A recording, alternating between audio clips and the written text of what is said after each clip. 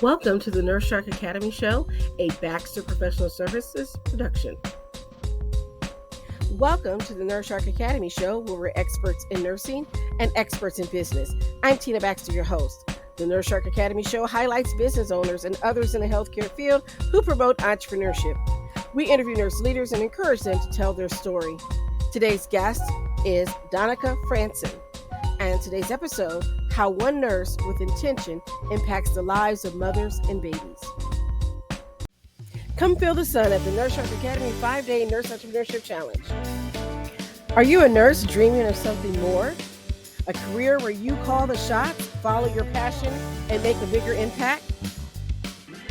With our 5-Day Nurse Entrepreneurship Challenge, you can transform your skills into a thriving business.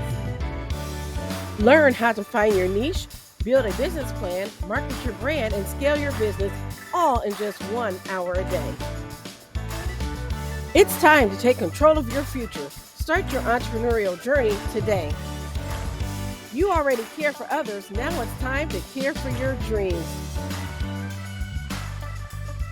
I did it, and so can you. Your future awaits. Don't let another day go by wondering what if. Take that first step toward the life and career you deserve.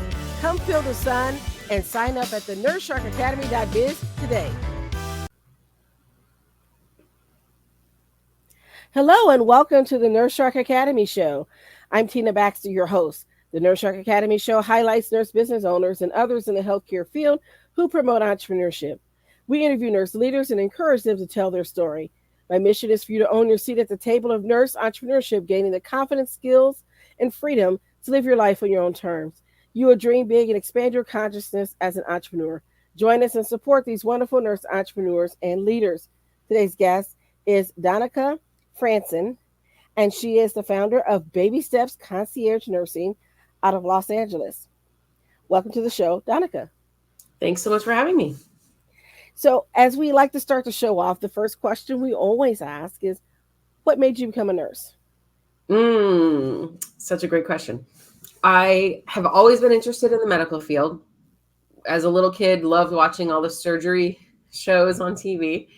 But then got busy having my own kids, raising a family, doing those types of things. I took a lot of odd jobs, trying to stay home with the kids, but contribute to income. So once the kids got old enough, I actually just sat down and had a serious conversation about, it's my time, it's my turn. What do I want to do with my life?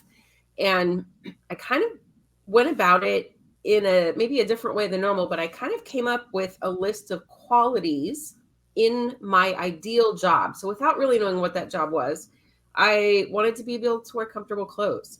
I wanted to not have to go to, 10 more years of schooling to get whatever certifications I needed. I wanted to help people. I wanted to work with babies. I wanted to use critical thinking skills. So kind of went through and made a list of things, and nursing hit pretty much every single thing on that list. So I started applying to programs, and within a year had to do a couple little English 101s and those types of things. But within a year, got myself into nursing school, and here we are. Well, that's great. I think that's wonderful that you had a goal in mind. You maybe didn't know it was going to be nursing, but you had a goal in mind of what you wanted to do. And I like the whole idea of being able to wear comfortable clothes.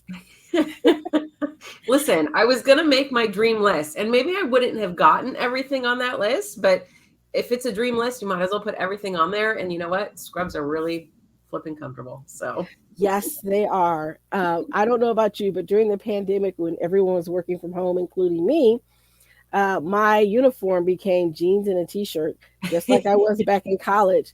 So it's really hard to transition back into dress clothes.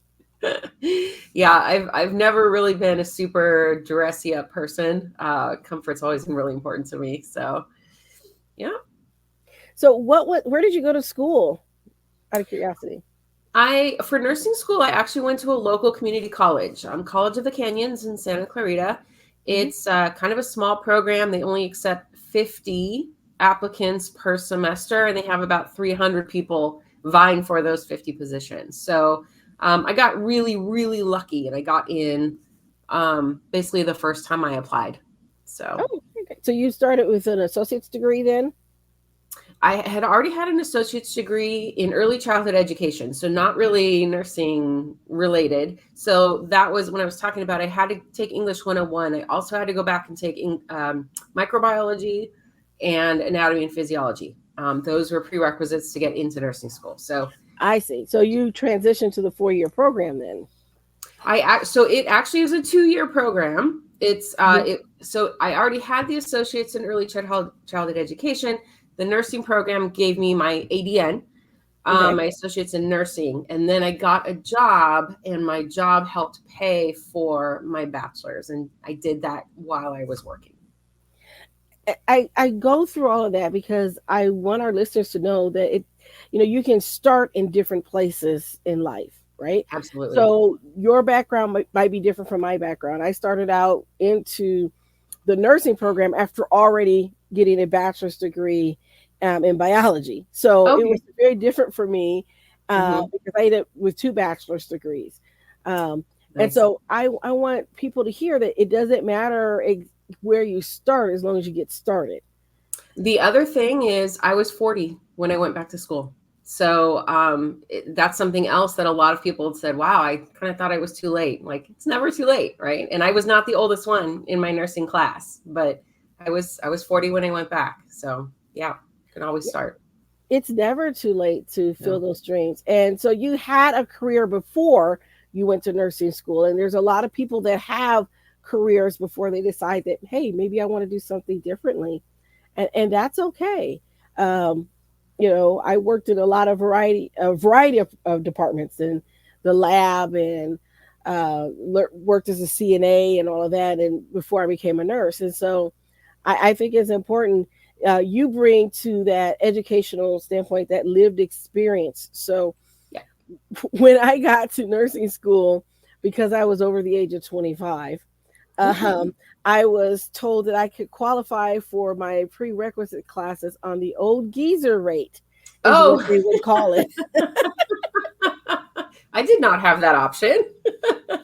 Well, they had a school of adult learning, Okay.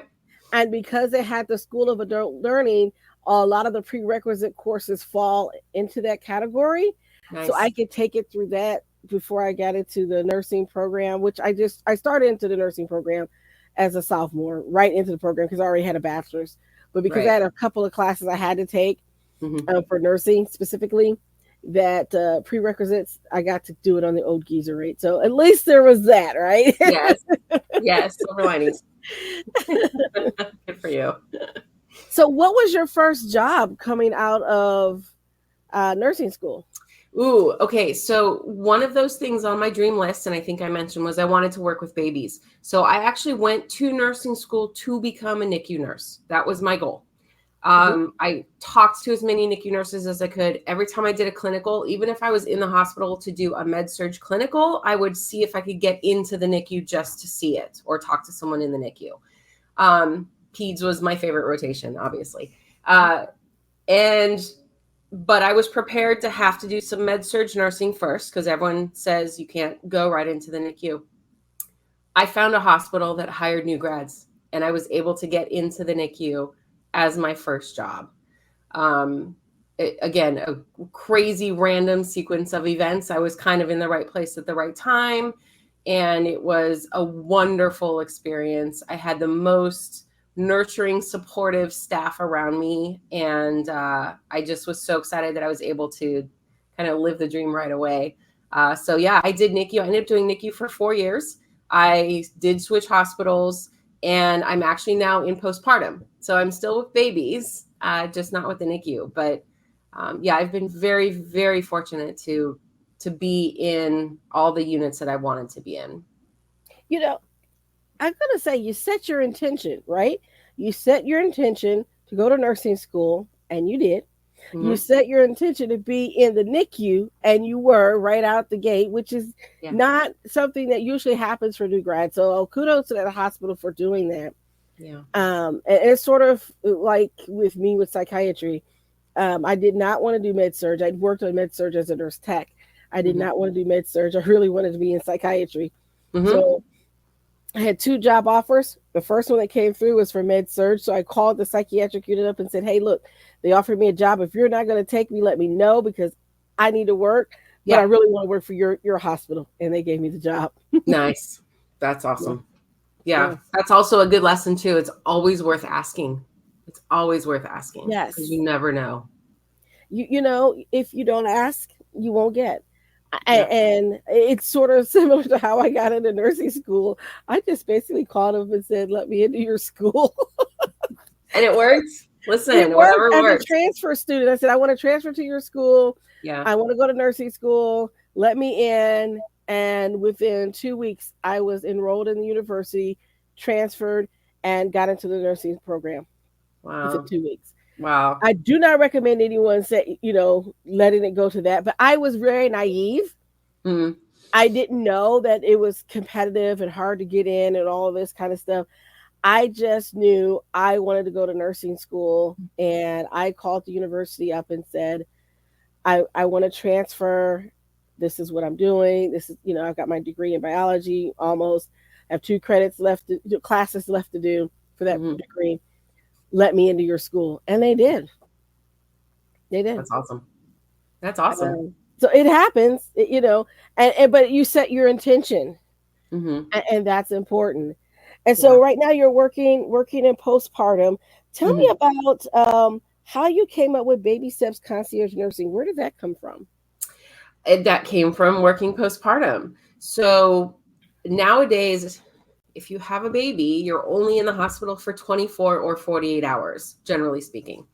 And the first half of that, I can have a full conversation with one of my patients when I admit her, and she will have no recollection of that conversation the next day because she just went through who knows how many hours of labor. She hasn't eaten for 12 hours. She hasn't slept. She's got a new baby. She doesn't know what she's doing. So there's a lot of things that are happening.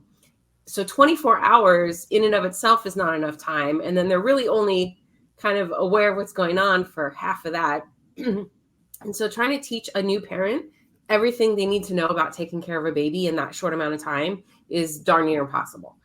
So what was happening is a lot of patients, I was discharging families, and in 1 week, 3 separate families said, can you please just come home with us? We don't want to do this by ourselves. We don't know what we're doing. Please, can you come home with us? And the first one, I was like, oh, yeah, no, that'd be great. The second one, I was like, no, but that would be great. And by the third one, I was like, man, well, no, but let's see.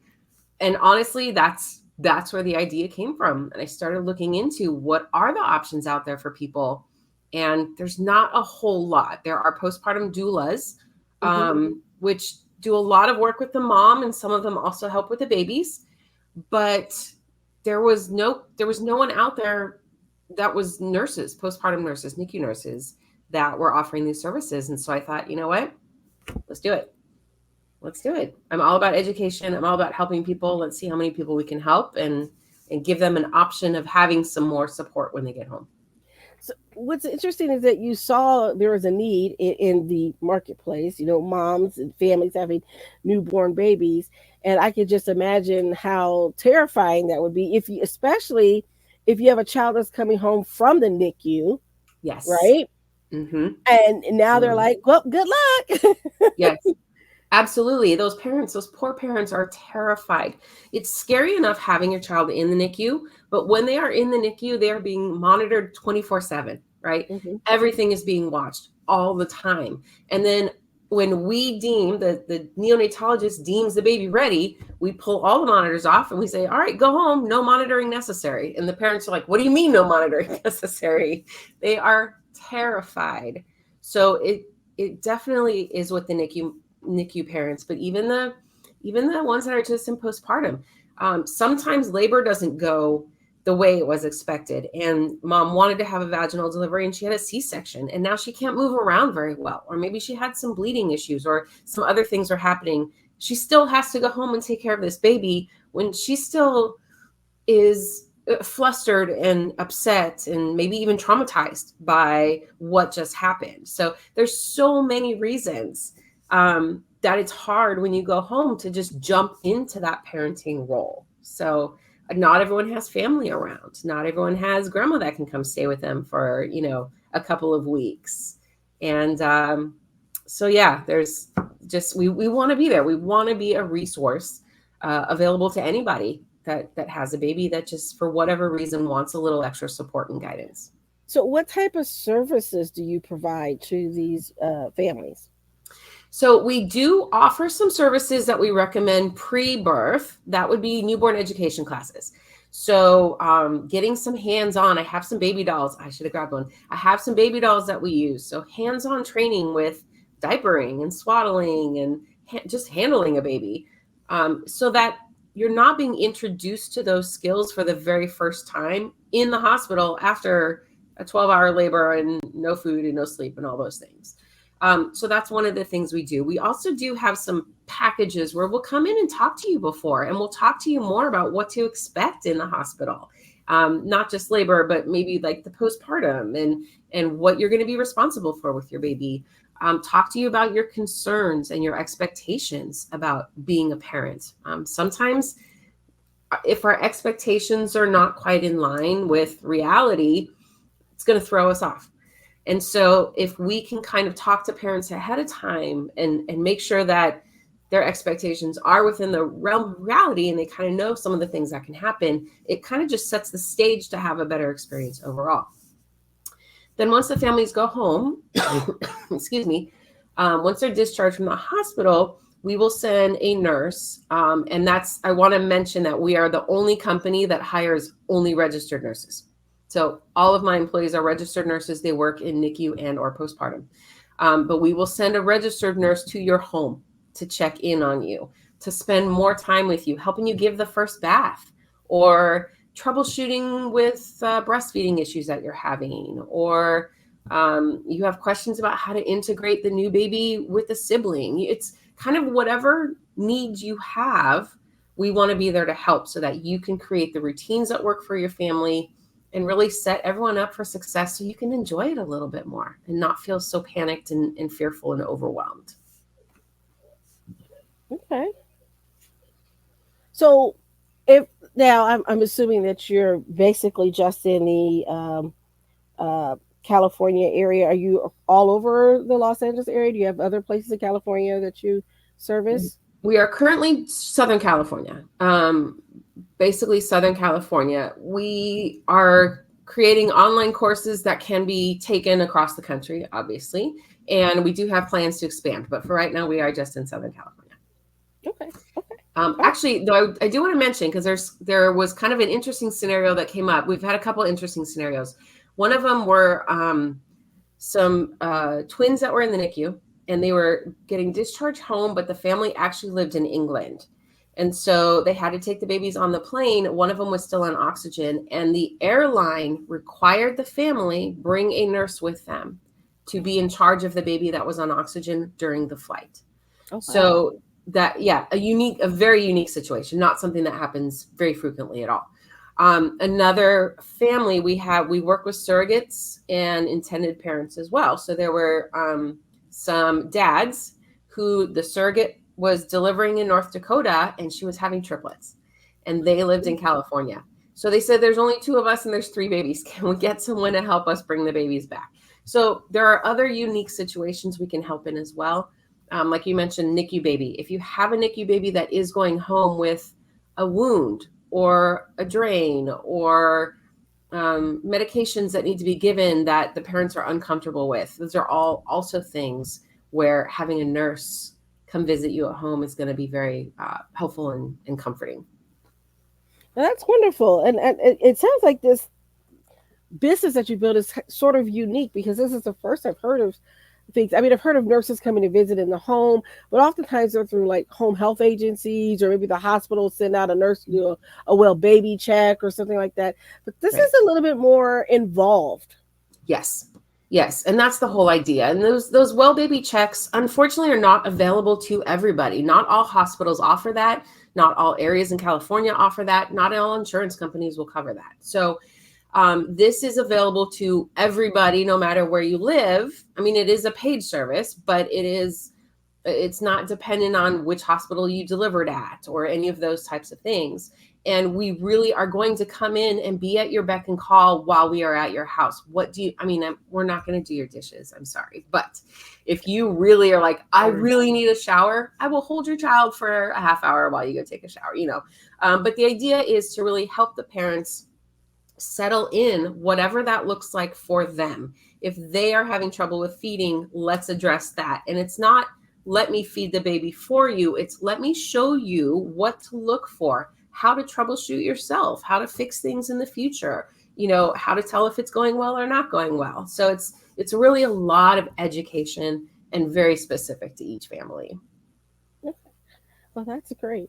And so you mentioned that it's a paid service, so I'm assuming that it's because it says concierge right in there. Yes. So is it like a membership that they can get into, or do they have we don't? Yeah, that's a great question. And the concierge medicine in general is still kind of a fairly new concept. So we don't have a membership.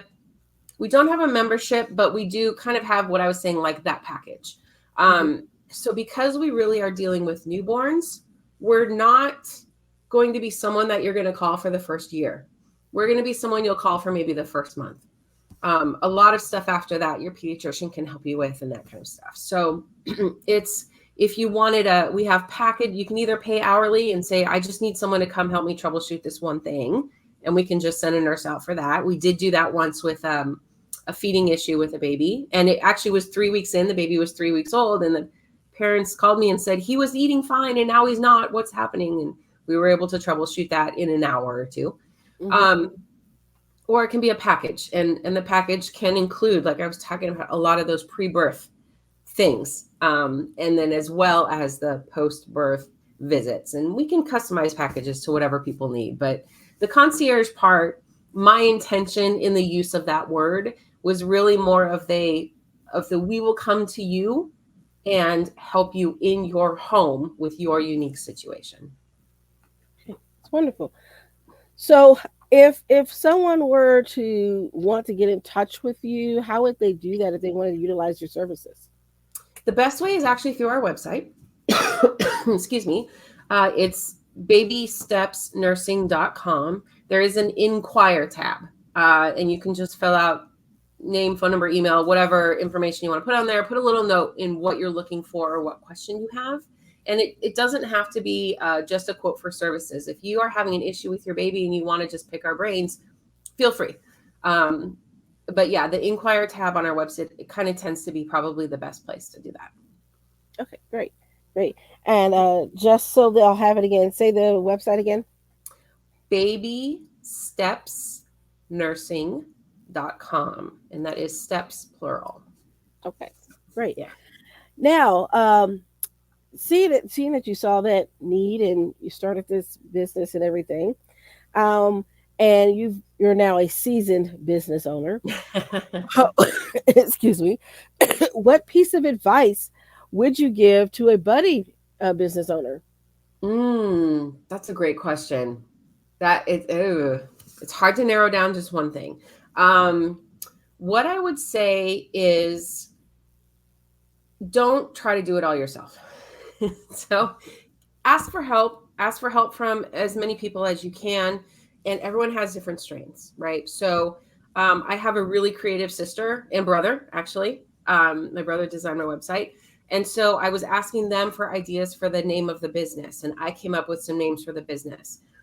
And the names that I liked the most, they were like, maybe, I don't really know. So then what I did is I did a Facebook survey of all of my friends on Facebook and said, here are some options. I'm going to start a business. What do you think? And by and large, they all chose the same one, which was not the one that I wanted. They all liked baby steps. But it was, I would not have done that. Normally I would have been like, I have to choose a name. I have to get the paperwork together. I have to figure out the pricing. I have to do all these things. There's a long list of things to do to start a business. But I know some business owners, not in this industry, not in the medical field, but running a business, there's a lot of similarities regardless of what industry you're in.